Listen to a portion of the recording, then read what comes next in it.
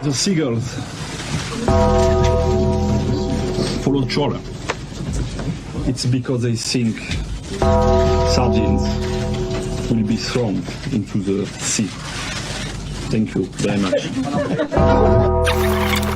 Talking nonsense. So I thought, no, enough's enough. Why should I put up with that? Talking nonsense. So I thought, no, enough's enough. Why should I put up with that? Don't back down, double down. Don't back down, double down.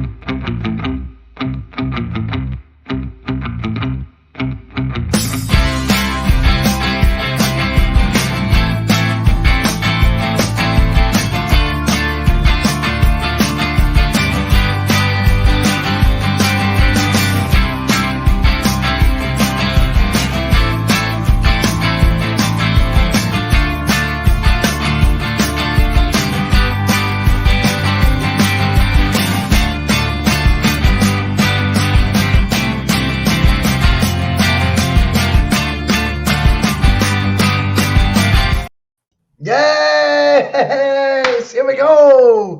Champions again! Ole, ole!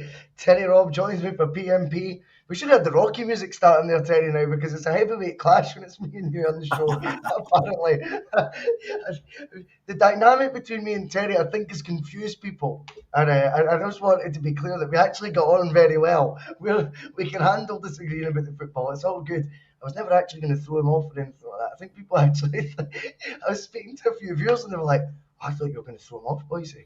I was like, no! I just say dramatic things, you know. But anyway, what a day. We feel champion at Bhoycie Bus HQ, and every Celtic fan, it is a day to celebrate, and it's a day that we deserve. Angie's team certainly deserve it. Terry, you called it months ago. We are the champions, mate. How does it feel? It's official today, Bhoycie, but I mean we've known for some time that this day was coming. Feels absolutely amazing. It's kind of feeling you never get tired of, no matter how many times it comes along.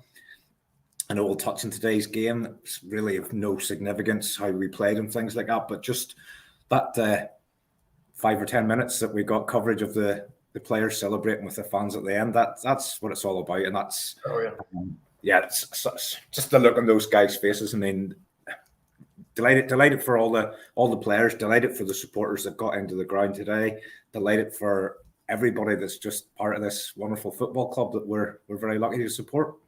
Oh, I love it, mate. You've put that very well. I love it. Before we get stuck into it all, remember we need to do all that good stuff, and we'll do it as quickly as we can. But all that good stuff means hit the like button, give us a wee share, slag my hair. If you want to subscribe to the channel and set your notifications on, it's absolutely free, so feel free to do so. If you want to become a Bhoycie Bus member, like Kevin 14, like Jim C, like Charles Smith, like Alfred, like Gary Brown, like Scott Cameron, like Patrick McLaughlin, then feel free to do so. It is $1.99 a month. It keeps the wheels in the road and it keeps plenty of petrol in the tank. Also, Terry, you'll like this, we've got new sponsors. So not only are piesports.com giving us the discount at the checkout where we get 12.5% if you use the code BUS1888. You're going to love this, Terry, because ED Pharmacy now sponsor the Bhoycie Bus. If you use the code BUS10 at the checkout, they will help you, Terry. And, you know, if you've got any erectile dysfunction treatments, these will not let you down, Terry. They are the equivalent of Lionel Richie. You will stay up all night long, mate. I could think of one or You'll two never flop stop. Celtic signings. You'll never stop. That's good. So I go to edpharmacy.co.uk. They never stop, and neither will you if you check out their products. Bus 10 on the checkout. And I suppose we'll have a bit of fun with that sponsorship as well, Terry, because there's a few floppy signings we've had over the years. You know, Raphael Shite comes to mind. Don't be like Raphael. Get onto edpharmacy.co.uk. If there's any free samples, send them my direction. I'll let you But know. I'll tell you what, we're going to suggest that. I said the big man will be on that site tonight. Believe it or not, though, amazingly with ED Pharmacy, if you're around the Central Scotland area, they offer free same-day delivery service 7 days a week. And for the rest of the UK, they aim for next-day delivery. Order cut-off is 6 p.m, so there's still time tonight if you're feeling a wee bit lucky. You never know. And Do they do after sun? You'll not believe this. 2 hours of sunshine this morning. I am burnt to a crisp. I'm absolutely red raw. I don't know how I'm going to sleep tonight. Like, I'm burnt, shoulders, arms, the whole thing. Absolutely burnt to a crisp. That's it. That's the summer over in Northern Ireland this morning. Mad. That is mad. But anyway, if you're not getting a big enough hard on for this Celtic team, I don't know what's wrong with you, because right now, mate, even if we aren't playing the best, and, you know, we know that for the last month or so, we've discussed it. And today, I think, we were entering into a first half there where I felt Hearts used a very basic tactic, and that was just an intensity and a pressure and a high press against Celtic. They knew there was a couple of changes in our back four, and they manipulated that. And that was fair enough. The problem is when you have that sort of possession domination against Celtic, Terry, you got to make it count. And if you don't make it count, the realism is, Terry, you are not going to be able to keep that up for the 90 minutes required. So when you get these spells of don't be like Hearts. Go to ED Pharmacy. You'll keep up for the 90 minutes. But everything's an innuendo now. But I just felt that they had their spell in that first half. Got to be 25 minutes, and you started seeing them dropping off again when we had the ball. And thought they had their opportunity then. If they were going to do something, you've got to take the Celtic team. Totally agree with you. 25 minutes, Bhoycie, they were flat to the mat. The kind of performance you expect when you go to Tynecastle. The fans were up for it. The players were up for it. It was a typical, the Hearts performance sort of epitomised Stephen Naismith when he was a player. He was snarling, he was snapping into tackles. He was a niggly sort of player where he got under your skin, he annoyed you, but he was also capable of causing problems for you. And that's what Hearts were in that first 20 minutes. After that, I mean, I think Celtic kind of came into it. And there was one moment that sort of, I made a mental note of it. It was McGregor. He picked the ball up and he went on a surge forward. It took him down the right-hand side. He went in and out of a couple of challenges, but he retained possession. He knocked it to Hatate, who hit a shot, which he caught it quite well, but it went wide. But it was almost like that was the McGregor moment again, where he has said, you know what, guys, enough's enough. So true, Terry. So true. We need to up this here. Today's the day we're supposed to deliver. And from that moment on, whilst I didn't think Celtic were brilliant, I didn't think Hearts posed any real threat whatsoever. And then as the game goes on, and we got to with 65 minutes without a shot on target, which again was disappointing, and we can talk through what that looked like or what the reasons might have been. But once we got that first goal, the breakthrough with the signature Postecoglou move down the right, and then with 10 minutes to go, the signature Postecoglou moved down the left. The two goals were virtually the same goal, just from other sides of the pitch. And it ends up then the last 10 minutes we're just knocking it about, and everybody's full of confidence, and you're thinking, what were we moaning about for the first 65 minutes? This has been a run of the mill, easy 3 points, and we're champions. And that's just the way that the game lasts for 90 minutes. And I suppose what we found with this Celtic team and lots of Celtic teams is you start to form opinions at different stages of the game, but you've got to wait for the full 90 minutes to play out and then form an opinion based on the entire game. If you started to form your opinion after 20 minutes, you'd have thought, this is absolutely awful. After 60 minutes, you'd have thought this is one of our worst performances this season. But at the end, it was fine, it was routine, and we've won the title, and everybody's delighted. Absolutely, mate, absolutely. We'll get the elephant in the room out the way, mate. Was it a red card? Now, I see both sides of the argument. My initial tweet, I said never a red card, which I think was a wee bit of a gut instinct as opposed to watching a million different photos and replays of it. And I'm warming to the idea it is a red. Do I think it was clear and obvious by the referee not to give it? I don't know. I didn't feel it was clear and obvious. The question we've always said on this channel in the last month or so, Terry, in particular, in fact, maybe the last couple of months, where it's been P.M.P. is put yourself in the shoes of it being against you. Whether the decision's with us with the ball or it goes against us, just flip it and make out it's Celtic getting the decision or not. If I ask that question to myself, I still fear that I would be saying that was never. I think I would be saying that if it was against Celtic. I get this letter of the law stuff. I look at the screenshots and I go, see where he's initially fouled. Now remember, I got a lot of education on this at the time, where Kyogo, it looked like he might have been fouled in the box, but people educated me on the rules then at the time, and they said, no, it's where the foul is initiated, not where it ends. So that's why Kyogo wasn't fouled in the box, he was fouled outside the box. Even if he was continuing to be fouled into the box, apparently it's free kicks given. So where that foul begins, I don't think it's as clear on goal as people make out. And the ball, when the first grab's made with the boy's left arm, which I think is the foul that's been given, the ball's up there, right? It's about 3 foot above Maeda. I'm not convinced he's in total control of the ball. Then that would be like that. But notwithstanding that, I understand the other argument for it. I do see it a wee bit more than I did initially. But what I will say is I feel like that decision was overturned, shall we say, because the referee initially gave a yellow. I didn't remember then at the time thinking, I hope that goes to VAR for a red. I don't remember that being my instinct in any way, shape or form. Did you feel like, that'll go to VAR for a red, Terry, initially? Yeah, it's a red card. 100% red card. I don't have any doubt whatsoever. Do I think it's soft? Yes. Do I think Maeda was definitely going to score? Absolutely not. I think we're maybe playing into this, the fact that we know what Dyson's like in that kind of scenario. The ball's up there. I'm like, he's got no chance of controlling that. If it was Jota, I'd probably go, that's a red card. It's because it's Maeda. But what I would say is, I think you have to ask yourself, was he going to get a shot away on goal from around 15 yards? And I think the answer is definitely yes. Nobody was getting back to him. He was definitely going to get a shot away. What he would have done with that shot is completely irrelevant. But it's soft. I mean, I don't particularly like the rule, but it is the rule and it is a red. And when I saw it, I thought, why is that not a red? The bit that I'm not totally clear on is, though, and I get this, Nick Walsh has seen it, and in his opinion, he thought it was only a yellow. What I don't understand then is, why has he allowed Willie Cullum to change his mind? Because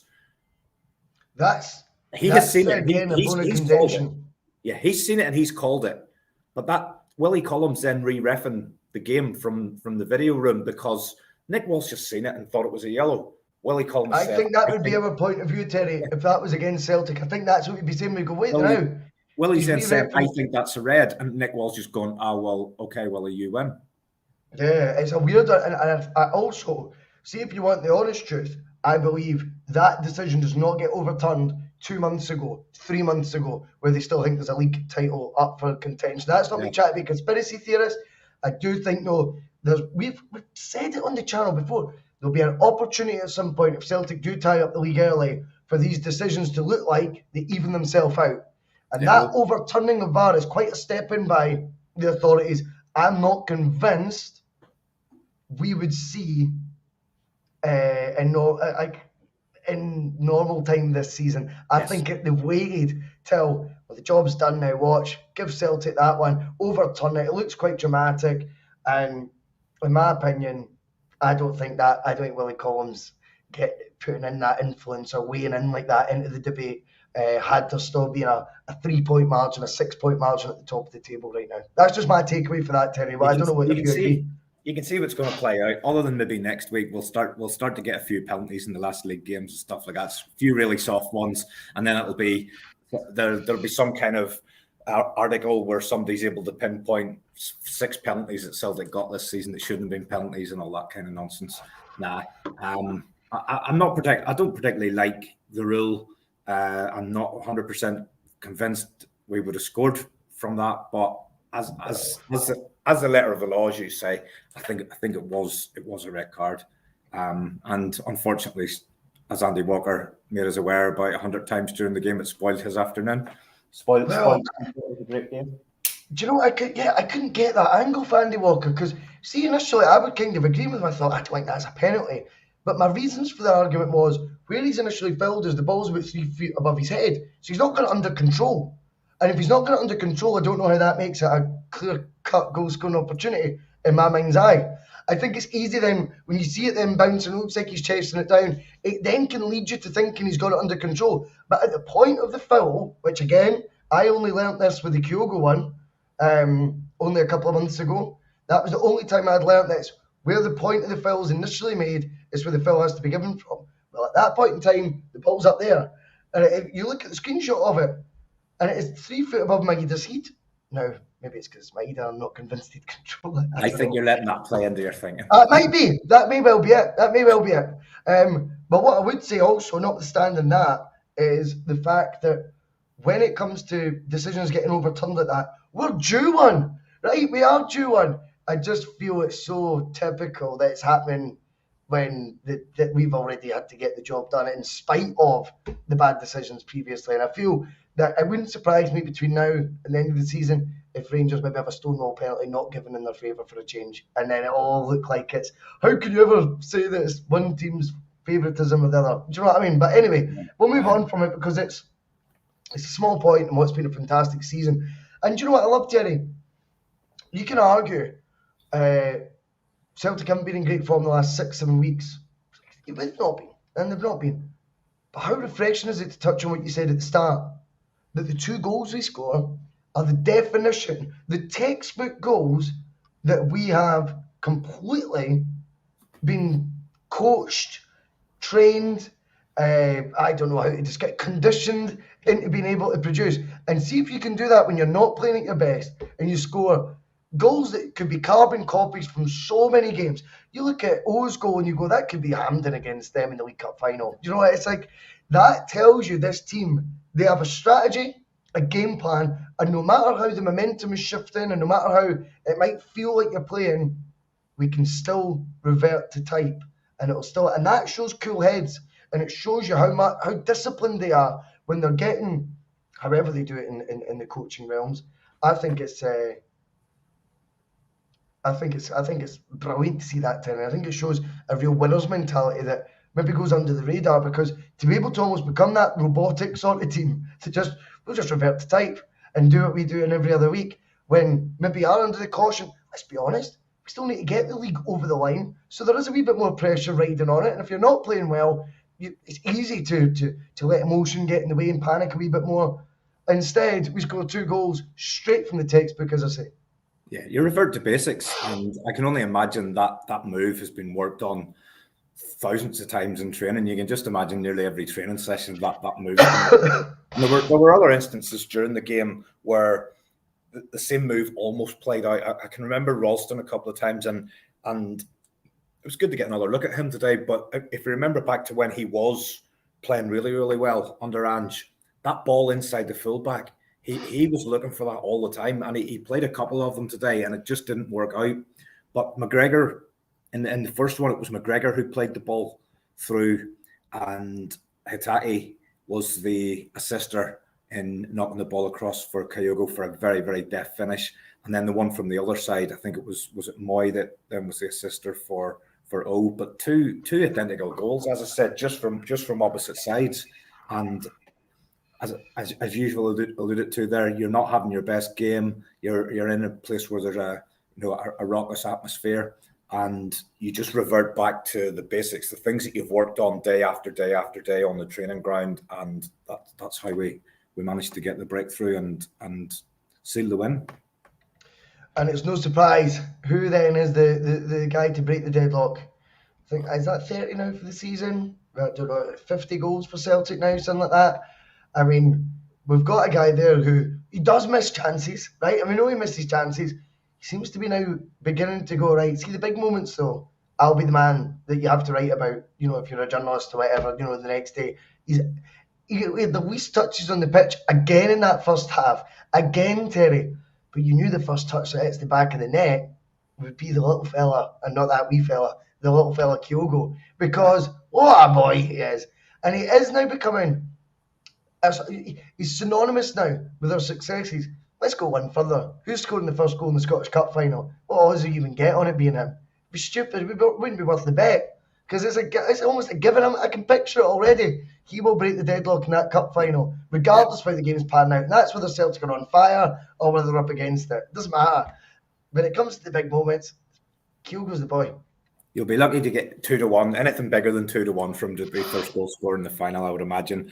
As long as he's in the final, because don't know if he had one of those moments today where he goes down and the shoulder was getting a bit of attention. And correct me if I'm wrong, but I think it was the shoulder that put him out. At some point, either this season or last season, I remember him being out with the shoulder. So he did go down soon after scoring. Actually surprised he was still on the pitch in the 67th minute to score, because as you say, he had been really, really quiet.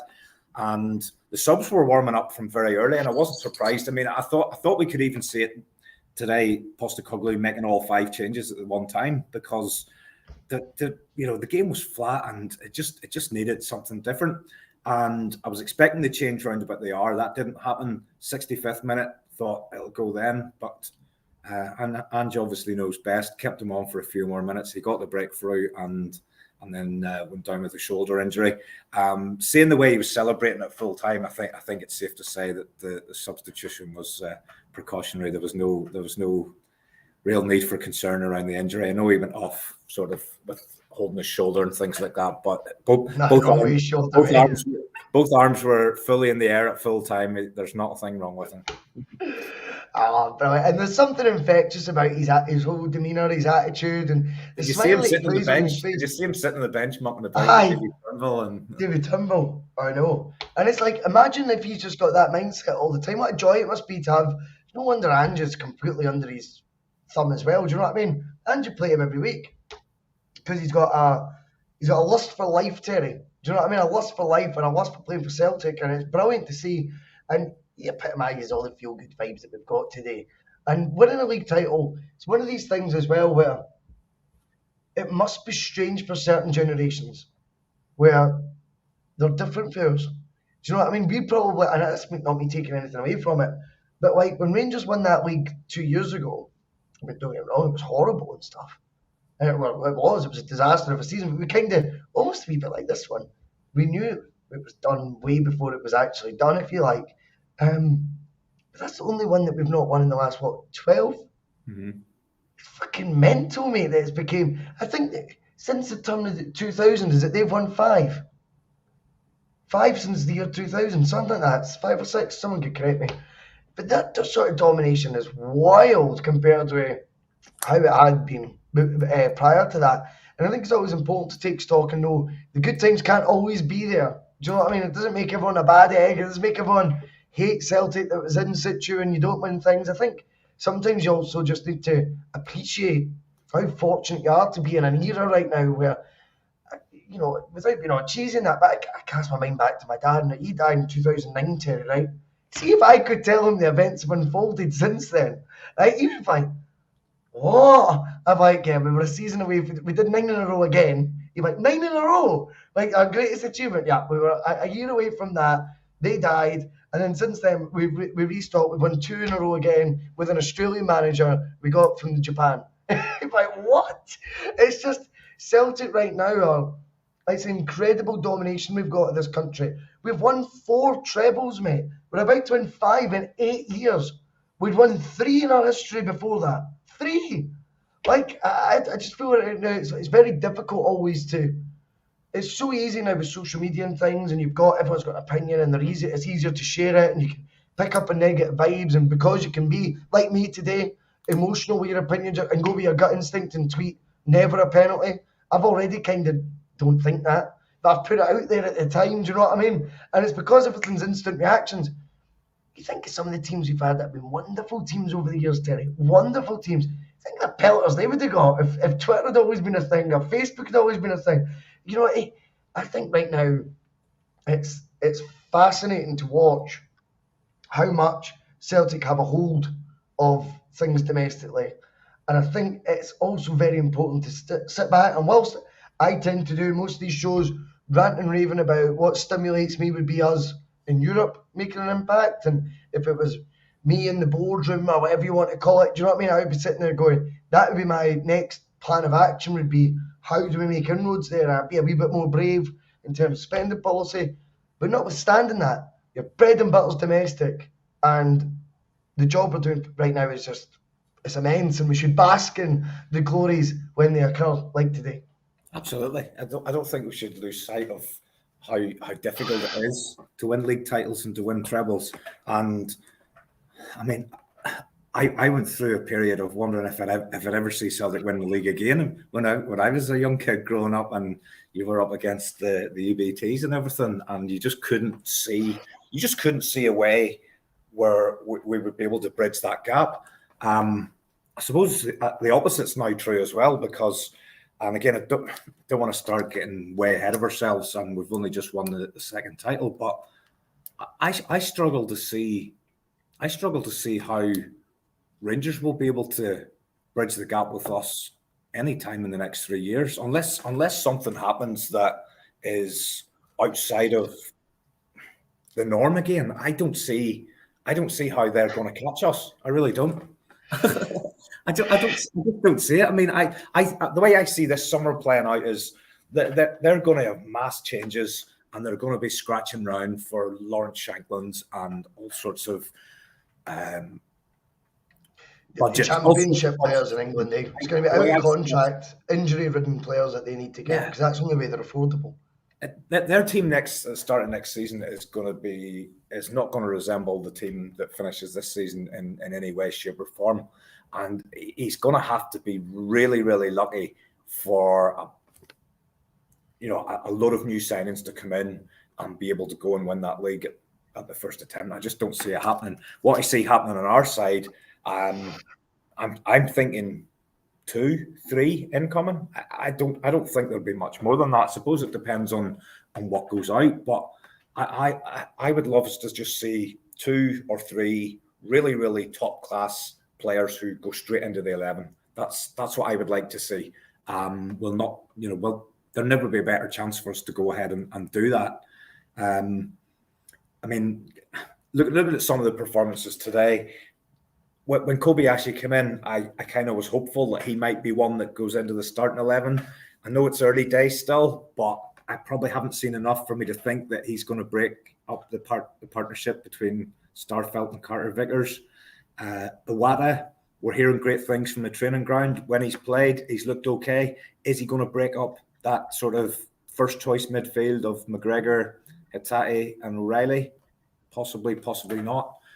Could we go out and get 2 or 3 who, the moment you see them in the newspaper with the shirt or the scarf above their head, you know they're in the team, and you know they're in the team every week.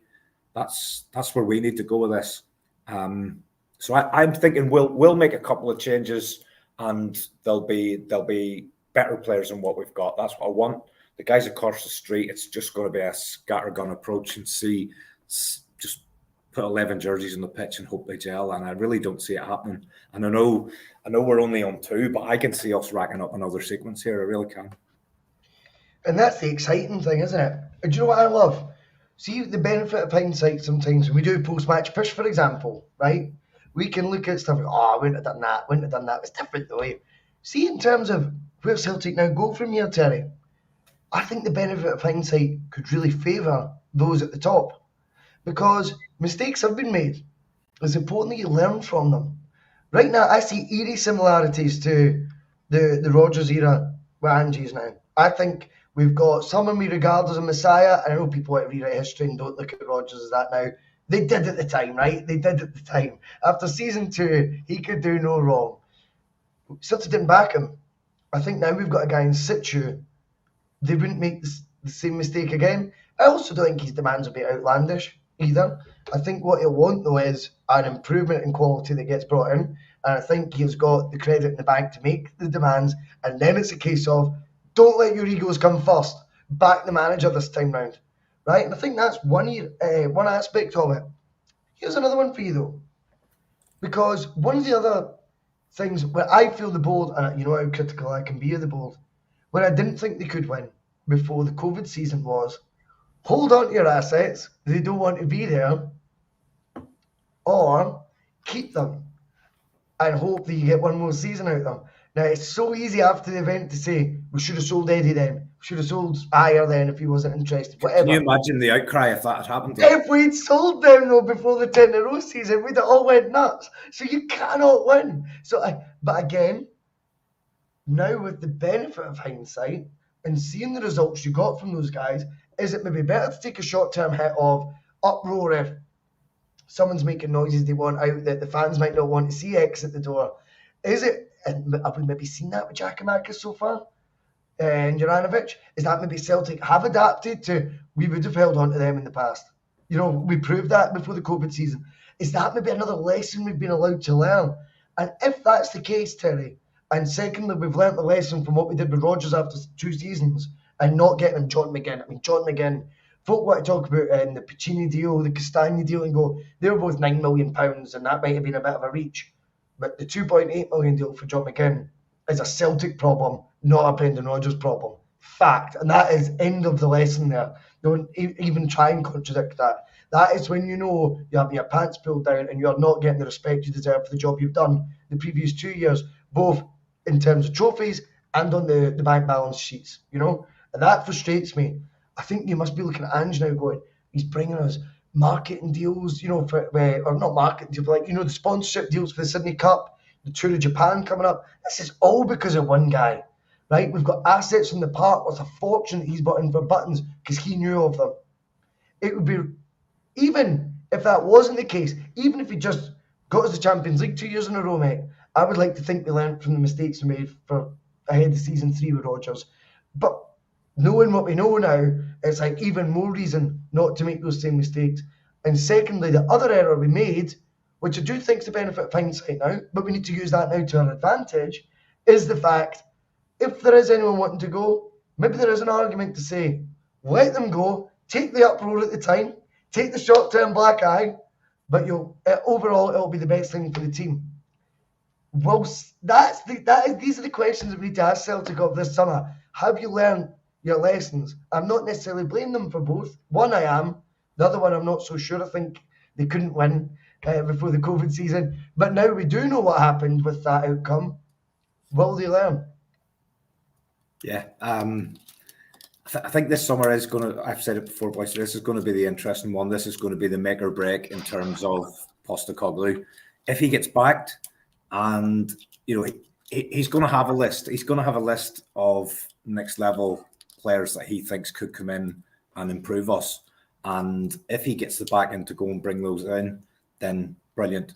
He's already talked in some of his interviews around his sort of view. His target for next season is to improve on how we did in the Champions League this season. He's then going to know that for us to realistically be able to do that, we need to strengthen that starting 11. And it's going to be really interesting to see who the targets are and, most importantly, whether this manager gets the backing to go and speculate a little and try and push us on to the next level again. The other side of it is as well, we probably just make decisions around whether we think players are happy or not by the way we see them when the match is finished. They look delighted when they're on. You know, you don't know. Kyogo could be standing there and he's celebrating with the fans. He could be itching for a move. You'll never know that, really. We don't know when there's going to be a bid comes in from left field for one of our players who maybe isn't wanting to get away, but an offer comes in that is just too good to refuse for a Jota, a Kyogo, a Carter Vickers, and the club are left where they probably feel they have to accept that. And that's maybe one where your plans then get thrown into disarray because maybe you hadn't planned for one of those players to move on. Then all of a sudden you're left. That's another place that we need to go out and get a replacement for that player. So you would hope that the core of the team that you've got and your sort of your A-list players that would be in your 11 every single time, you hope that none of those get their heads turned by any offers. If there's a few who are on the fringes of the team who are unhappy that they're not getting picked every single week and they want to go somewhere else, then happy days. Thanks for your time. On you go. Hope you do well. Hope it works out for you. And then what can we bring in to add to what we've already got? Absolutely. On that as well, we need to be realistic. Ange looked very emotional at the end today, didn't he? I was glad when when he did the interview, I felt better about it. And I don't like to be like drama queen in that. So seeing he was kind of like pointing to the players and he looked like he was standing offish a bit, I thought, oh fuck, no one will want to hear this. But I was like, oh, I don't like those vibes. Like he's taking it all in. Don't let it be for the last time. But what I would say, if we're all just being honest, if you look at Postecoglou's career as well, he's a 3-4 year guy max. And I think managers' shelf life tends to be, in fact, it's probably 2 to 3 years now, Terry, to be honest. For me, I would describe this summer as the kitchen sink summer.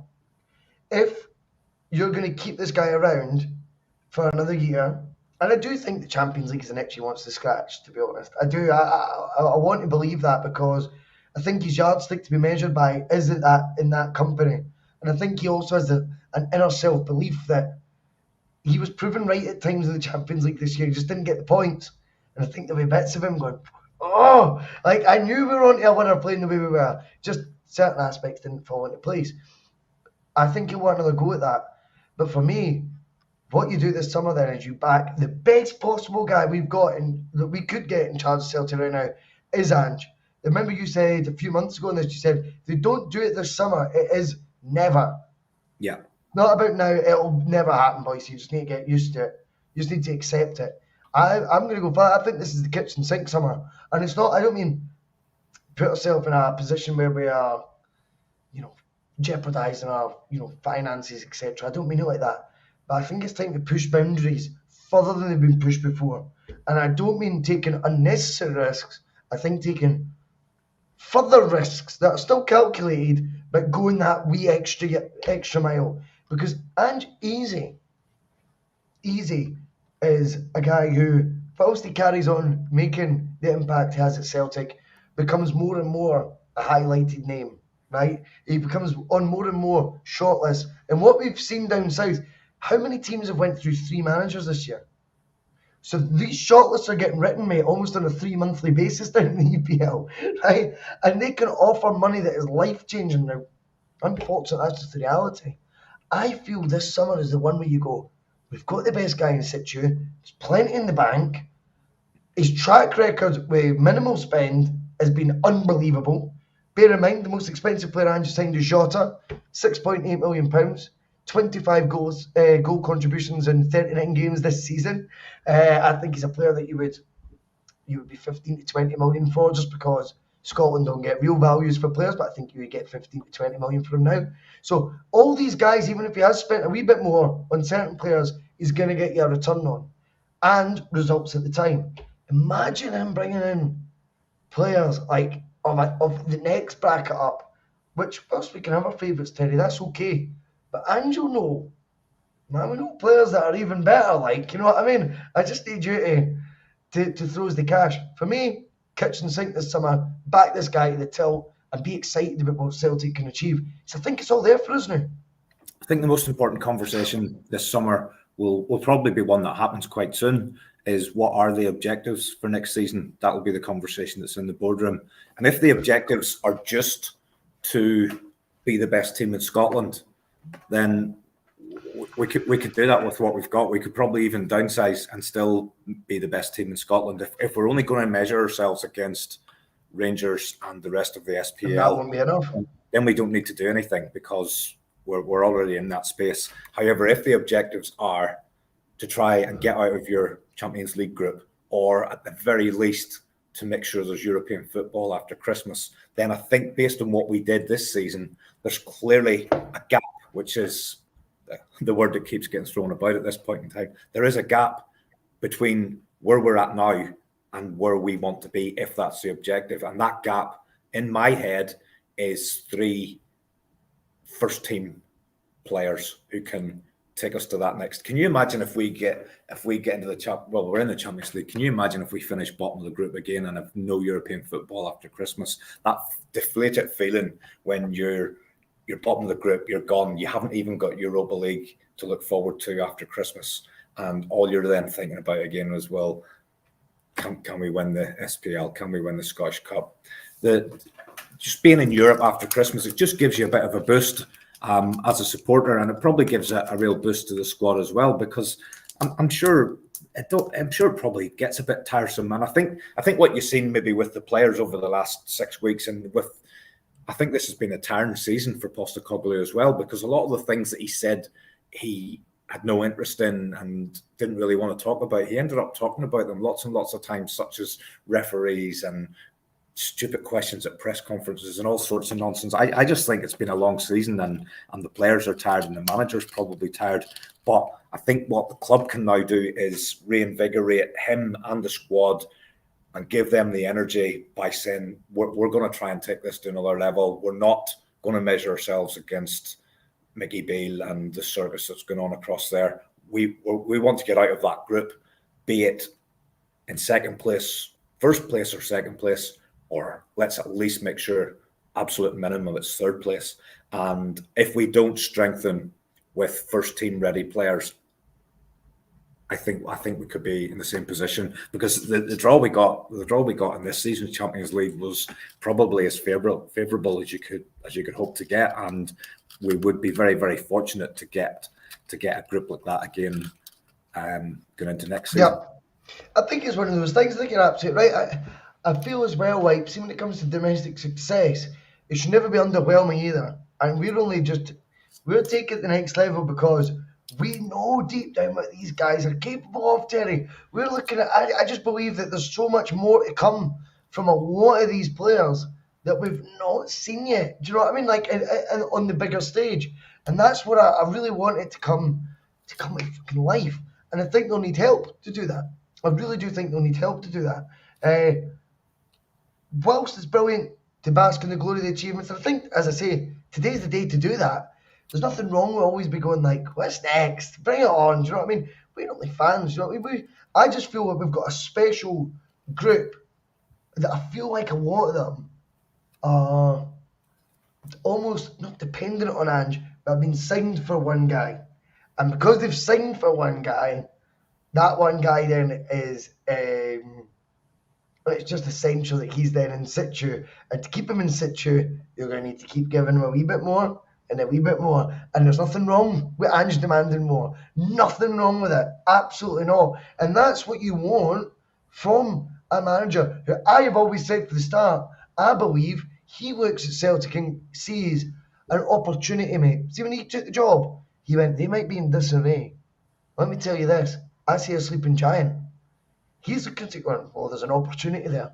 Opportunity for them to make inroads in Europe. You know, and the fact they've not might be their own stupid fault. Do you know what I mean? He's looking at it from a simplistic point of view. And it'll just be fascinating to see that. I've got to say, though, in terms of the league campaign, winning league campaigns is something that doesn't come as easy as what I think people from outside our league would view them upon. And I think you need to be either immersed in Scottish football or immersed in Celtic like we are, and Scottish football, I suppose, to an extent. Because we're watching it every week, you know how difficult this is, mate. Now, anyone else watching from the outside in other leagues might think it's a shoe-in. It's never a shoe-in like this, mate. It's never. But the odd thing about it is, I think, see, when Gerrard got the job at Rangers, before that it'd be, was it Kashina and Warburton?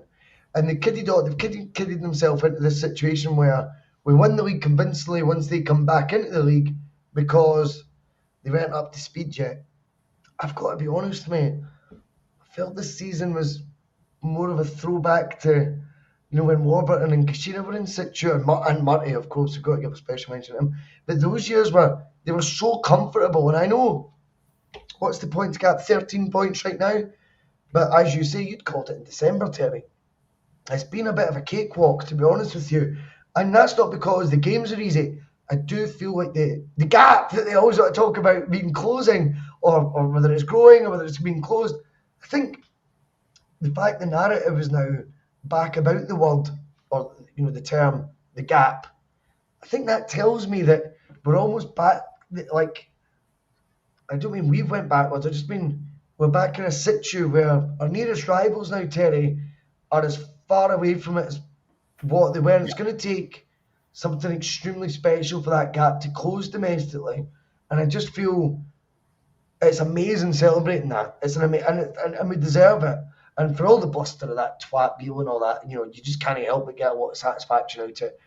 But I feel like now's the time, like, we can push on this time. Do you know what I mean? We can, Bhoycie, but also it's also the perfect time for a downsize as well, because you're so dominant, and your biggest rivals are going to have an uncomfortable summer where they're losing some of what they regard to be their prize assets, and the league is just it's probably as poor as I can remember. I mean, when was the last time you could look at an Aberdeen, a Hearts, a Hibs, a Dundee United? There was always a couple of players that you would think, you know what, those players could do a job for us. Now you look at those squads and there's nobody, there's absolutely nobody in that SPL that you would realistically consider bringing to Celtic, even as a squad player. And I think what will happen is if we do invest to try and achieve better in Europe, that will just increase, that'll just widen the gap again in terms of the domestic side of things, and it's that crossroads. This summer it's the crossroads, and I think what the club has done in the past is they've not had the ambition to go and try and do something else in Europe. They have made their decisions, and the objectives have always been in relation to Scottish football, and I think we're either at the stage, as you say, where we up it and we go all in on trying to achieve something in Europe, or we start to pull back again and we start to look at downsizing, and you end up losing, as you say, probably the best manager we could possibly expect to have at the moment. And then you start to see those players going again, and then you start to see us just sort of allowing the rest of Scottish football to catch up again over the next couple of years, and then we'll maybe start to move again to try and assert our strength. I hope that's not what happens this year. I hope for the first time in my lifetime, I hope we try to push on from this position of strength and superiority. We forget about what the other teams in Scotland are doing, and the objectives change to what can we do in another environment that we're going to be in, which is European football. Couldn't agree more, mate. I couldn't agree more. I think it is also no time though to see from a lot of these players' point of view, Terry, that we brought in. Look at like Alistair Johnson, that'll be his first major trophy. Oh, scoring today. In his mind, which I quite like, he'll have clinched the league title for Celtic. I love that. Did you see him messing about in behind Postecoglou when he was getting interviewed? He's in trouble for that. He's getting pulled for that, won't he? Oh, he's getting pulled for that, mate. Do you know what I love though about that? Is see when I watched it, how mad is it that we kind of have this impression of who the manager is, that like I watched it going, he's fucked. I think he realised himself. I think there was a bit of a nervous laugh at the end. I think he realised, I'll be pulled in tomorrow. I've got a feeling someone said, I think one of the players were actually fucking move. Did he do that, mate? But it's so fascinating to see like young guys that are winning like their first trophies or going for league titles, or that winning mentality becoming staple. Do you know what I mean? In their mindset, that can only grow the players as well. And what we've seen with the likes of, Jota, for example, came in, he'd only played 17, 18 games for Valladolid the year before, languishing the bottom end of the league, La Liga. Couldn't get looking at Benfica, bizarrely. And I just feel like the likes of him now, it's like they're becoming better players.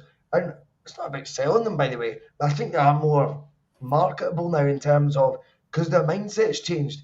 But it also helps us.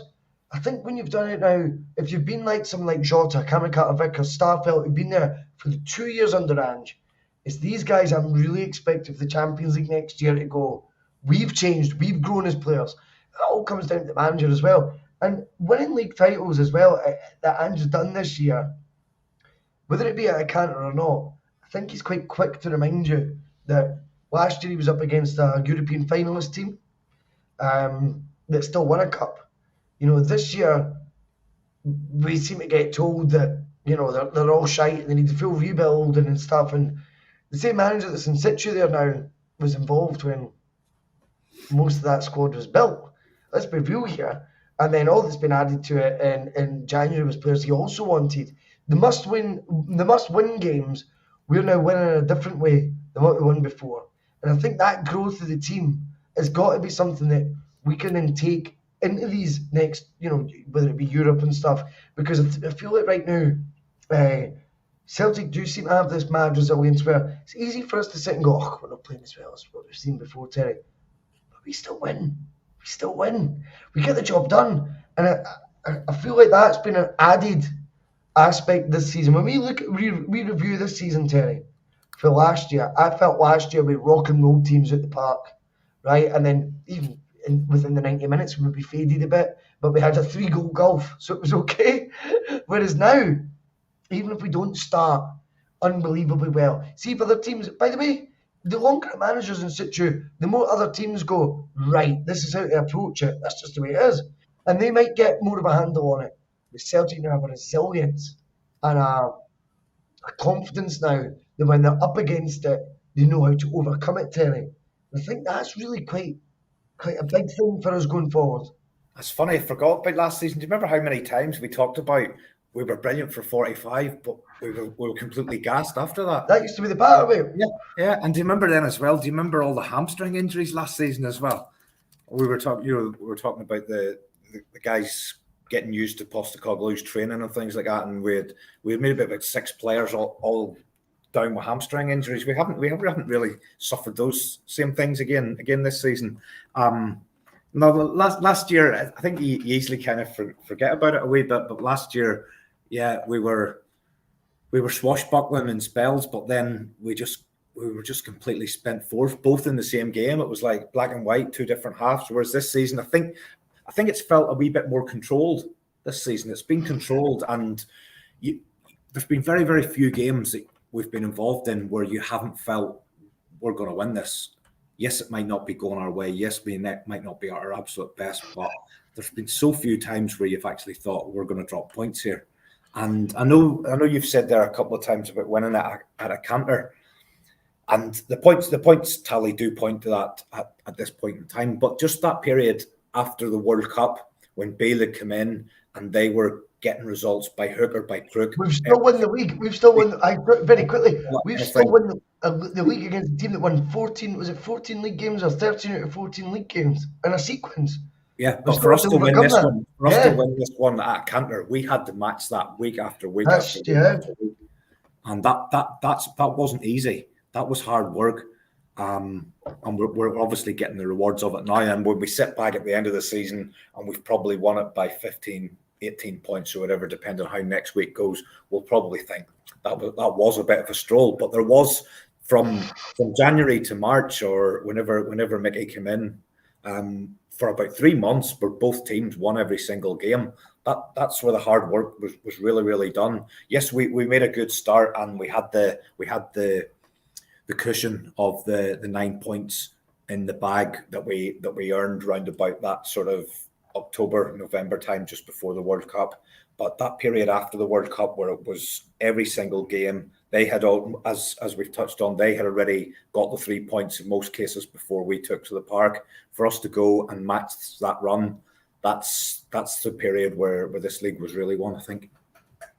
I agree. I think it's a good point, because if you look at any campaign, and then you've got the benefit of hindsight, as I was saying earlier, you could go, fucking hell, they won 13 games in a row, or whatever it was, 13 out of 14, including a draw with us, the nearest rivals. We must have been in some form to have actually extended the gap at the top in that period, as opposed for it to be closing. And I think that's another aspect of where we came into our own again this year, and we've won the league differently this year. I suppose what I say at Canter has been an inner belief that I've now found in the team, where it's not been, if we just blew them away in the first half, the second half was nervy, but we had such a goal gap that it was fine. This year, I feel like I've got more knowledge about, I've got more confidence that we're resolute. Even in our Hearts 25 minutes, opening salvo today. Yeah, we were up against it at times, but I didn't see if that had been last season. I'd have been more nervy, Terry. I've seen more evidence this year, though, that we're up against it. We don't get phased. And not being phased leads you to what we were talking about at the top of the show, those 2 goals scored. That's a team that's not phased if they then go and score 2 textbook goals. That's a fantastic trait that can only be found through experience. Cannot be taught straight away. Can't happen in the first season because you're adapting. It's by the time you're in your second season and you're away, you're in a way of thinking, a way of playing, a style, an ideology, and you've got the experience of winning that you can start playing like that. That you can start going, don't worry, we'll wear them out. I said the League Cup final, remember, I said, okay, we might not have created clear-cut chances. I know we ended up 1-0 up before half-time. But what we'd actually done was knacker out Rangers that day. We knackered them because when we had the ball, it's just zip, zip, zip, and the passing's with an intensity that keeps them moving. And off the ball, the work you need to do against Celtic is difficult. So if you want to do a high press against us, you need to be super, super fit to do that. And it's only then the elite teams that can kind of overcome those sort of things because they might have a sort of different psyche and different style, and they're elite athletes for a reason. Do you know what I mean? They're the very, very top, the pinnacle. And that'll be the interesting thing to see. But right now, I just feel like Celtic are showing different, how's the best way to describe it? Different styles to their armoury than what they have before. Do you know what I mean? And I think that actually excites us a wee bit as well, because I think the style that we've maybe seen at times this season, including today, that actually encourages me bizarrely more for the Champions League. Do you know what I mean? Because undoubtedly you're going to be up against it. Loads of games there. That's just fair. That's just being real. There's nothing wrong with that. But can we overcome those hurdles better? Are we better equipped to do that now after season 2 under Ange? Absolutely. And see, when you start getting a wee taste for gold too, you start thinking you're a better player than even if you have, your ego starts inflating. You start believing in yourself a wee bit more. That's a good thing as well. If obviously if managed right, I think Ange keeps them on their toes, you know what I mean? But there's nothing wrong with start feeling like I'm a Celtic player now, and Celtic's actually a good team. And I don't know, I feel like it's weird that whilst it's not maybe the headline grabbing results that we've had of late, there is something still satisfying in how we've delivered them. But I think we've got more adaptability this season. No matter what scenario is thrown at us, I think the players now have the belief that they'll be able to deal with it. And in different games across the course of the season, you're going to be faced with different challenges. For example, Hearts at Tynecastle, you know they're going to come at you for that first 20. You know you're going to be getting it from that crowd who are within touching distance.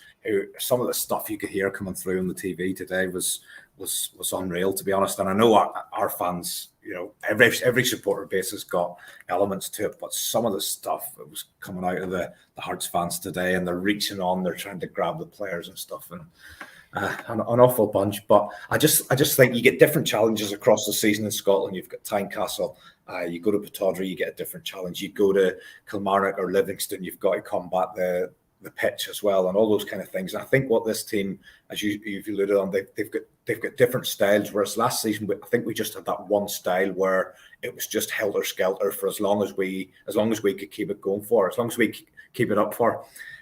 Whereas this season, we approach all of those different challenges, and we know that we've got it within our armoury, whether it's in the first 20 minutes or the last 20 minutes. We can cover all bases. This team, this squad, have got everything it takes to cover all bases within the Scottish game.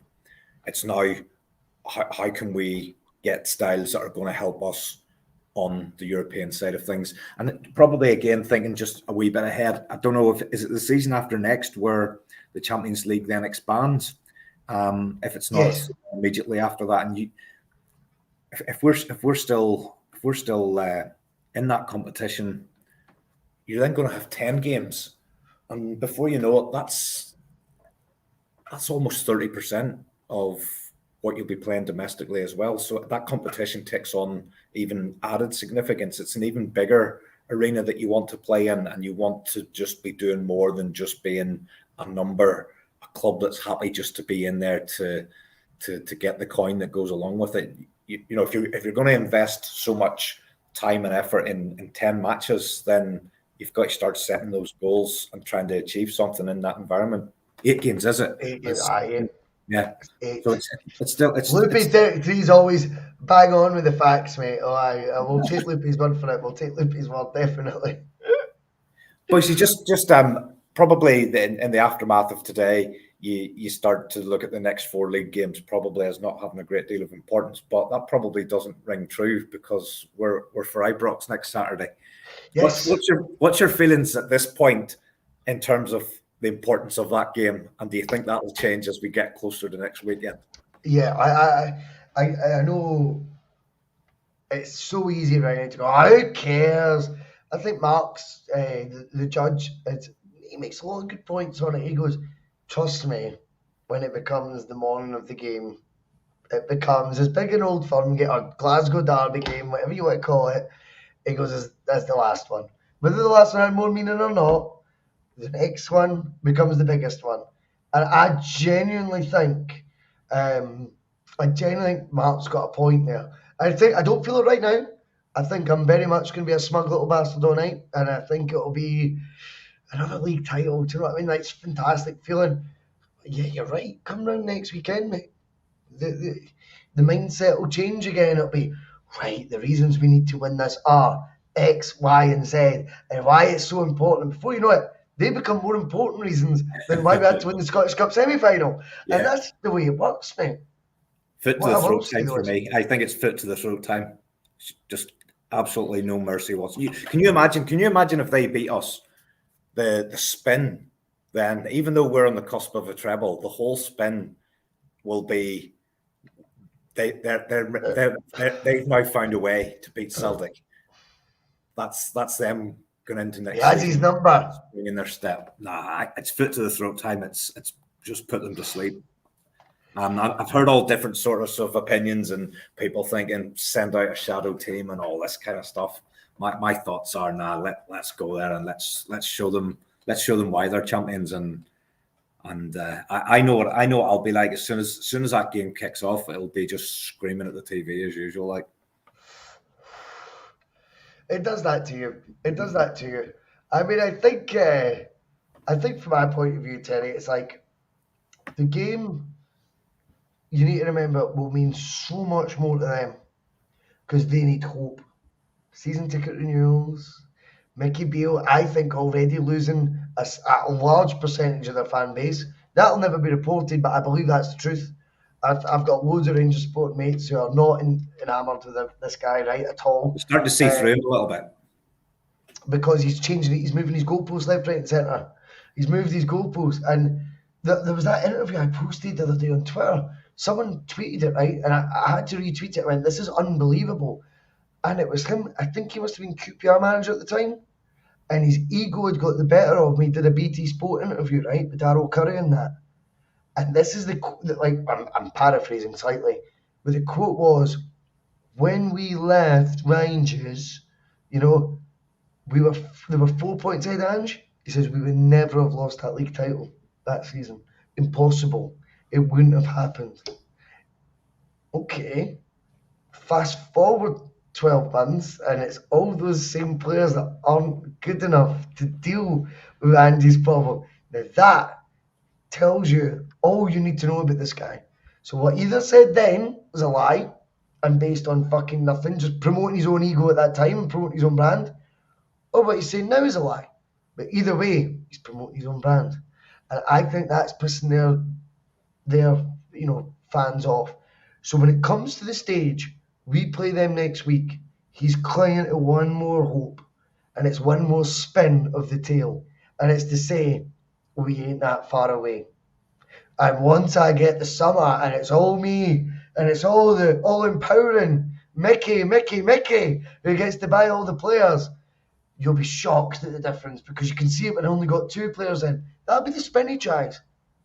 So what we will do next weekend is, as you say, go for their fucking throat, beat these bastards into oblivion, go at their own ground and listen to the boos. And the boos will not be aimed at the players anymore. They will not be aimed at the players anymore. They've aimed at the guy in the dugout. That is the chance to kill, because then you'll also get a board that whether it's taking out a 10 million loan this summer to get players in, or whether it's taking a £2 million loan, they'll make the decision based on if the fans have full faith in the manager, they'll be more ambitious to wherever it is they overcome all these financial obstacles. You know they'll find a way, right? We just accept it now. They find ways, they find loopholes, right? That's just the way it is, Terry. I'm not saying it's right or wrong. It's just what they do. But if they feel like their own fans might be getting up to there, up to their knees, you could say, Terry, with this guy, then they may well turn round. They may well turn around and go, do you know what?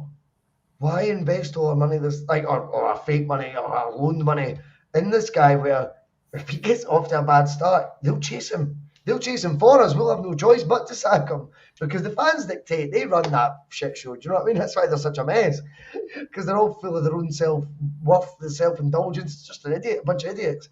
The lunatics from the asylum there. But I feel like how to make sure they don't get as beneficial an opportunity this next window coming to help himself will be fucking battle them at Ibrox. Make it a season unbeaten. That'd be nice, wouldn't it? Absolutely. I'd love to just say is we're 2 up with 30 minutes to go. We're just spraying the ball around, keeping possession, and the guys are starting to leave the stadium. You can just see them walking out in their thousands. That's how I would like to see next weekend play out anyway. Just go for the throat, give them absolutely no encouragement, and get them turning on each other because when they do turn on each other, there's nobody does that quite like Rangers. Well, I agree, and I do believe right now that I know I'm not a journalist, Terry, right, or anything like that. You do want to be though, don't you? Oh, aye, mate, that's the goal. Oh, fuck off. The beauty of the Bhoycie Bus is I can't be bought. I can't be you can't compromise. I don't give a fuck, eh? And it'll always be the same. Do you know what I mean? Even if when we get a sponsor and all that, I still do exactly how it'll always be. Do you know what I mean? I don't care. Do you know what I mean? I'm never going to change. And that you cannot make me want to try and be an MSM advocate. Do you know what I mean? And hopefully the BBC phone me. Nobody cares, me. I don't want to do that. Some folk are compromised by their ambitions to work in the MSM, though. Sad, that's true. That's not fan media, in my opinion. That's just a wee I don't know, B-side of MSM, which I was sick of in the first place. Hence why fan media became such a thing. But with regards to what could happen next week, based on form, it's hard to be extremely confident. Results-wise, yes, it is. But based on form, I think there's going to be quite a few of us that are quite comfortable with the fact the league's already done. It's a nice feeling that sits. Nobody cares. That's what we can say at the end, which I love being able to say, Terry, in life, as you know. Nobody cares, mate. So if we get beat, we can say that. But if we win, the ramifications for that going forward, I think we should look into that a wee bit more. I think they're pretty juicy, Terry, don't you? I'm telling you, come next Saturday morning, it'll be the biggest game of the season. It won't matter that we've won the league. I agree. This season. Bring it on. I agree. Right, we went way over time, mate. I know that you're in a rush. Terry, there is a clamour for you to lift the trophy, though, mate, before we go. On you go, big man. Champions again.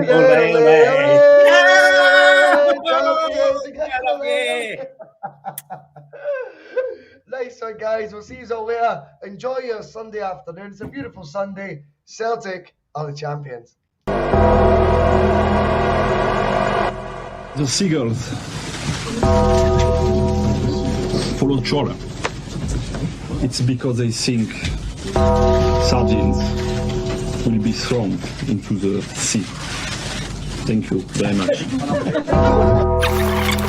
Talking nonsense. So I thought, no, enough's enough. Why should I put up with that? Talking nonsense. So I thought, no, enough's enough. Why should I put up with that? Don't bite then, double then. Don't bite then, double then.